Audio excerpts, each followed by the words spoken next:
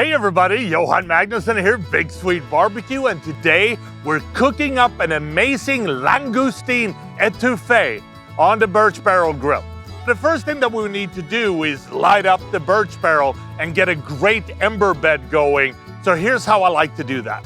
So we need to add some lump charcoal to a chimney starter, and you want to fill it all the way up. Then we're gonna light up some fire starters. We're using the Royal Oaks. And then when you can start seeing the flames on the top of the chimney starter, it's time to pour the charcoal into the Burch Barrel charcoal basket. Then we're gonna lower the lid, and then the Burch Barrel is ready to cook on. While we're waiting for the Burch Barrels and the embers to get up to temperature, it's time to start making the roux that we're gonna use as the thickening agent for the étouffée. So here's how we put together that. To make the roux, you want to add 3 tablespoons of butter to a pan. We want to melt the butter and then lower the temperature to low medium. Then we want to add equal amount of flour, in this case 3 tablespoons. And then we're going to slowly cook this while constantly stirring until the roux get a nice light brown color. When ready, set aside. So the roux is ready and has a beautiful color. The Burch Barrel is up to temperature. So now it's time to start working on the Langoustine étouffée. We're going to add a heavy cast iron pan to the Burch Barrel, and then we're going to melt about 3 tablespoons of butter. When the butter is melted, we want to add the holy trinity of Creole and Cajun cooking.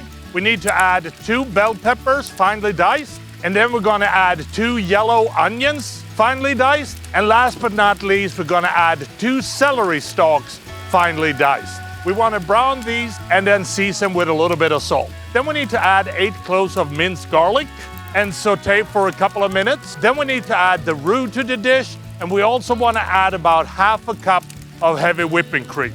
You wanna cook and stir for another 2 minutes, and then we're gonna add 1 cup of fish fumet or seafood stock.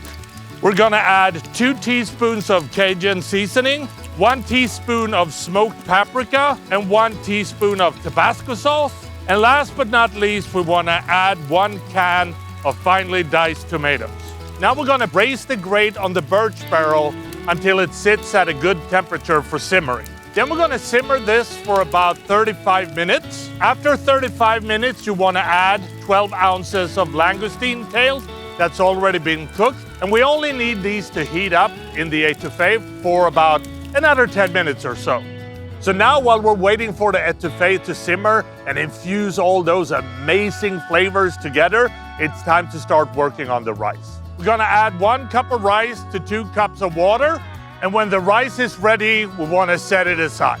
The rice is ready, the langoustine étouffée is ready. So now it's time to plate this. So let's finish up this dish. We're gonna place a scoop of rice in the middle of the bowl, and then we wanna pour some of the langoustine étouffée around it. Last but not least, we're gonna garnish with some cilantro, and then this langoustine étouffée is ready to serve. And that is how I make my langoustine étouffée on the Burch Barrel. And I think the only thing left to do is to try this and see what it tastes like. It smells pretty darn good in the backyard right now, so here we go.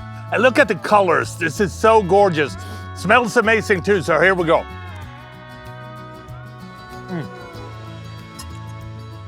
Packed with a lot of seafood flavor. The rice is perfect. All the flavors are balanced. I really hope you try this at home. Happy grilling.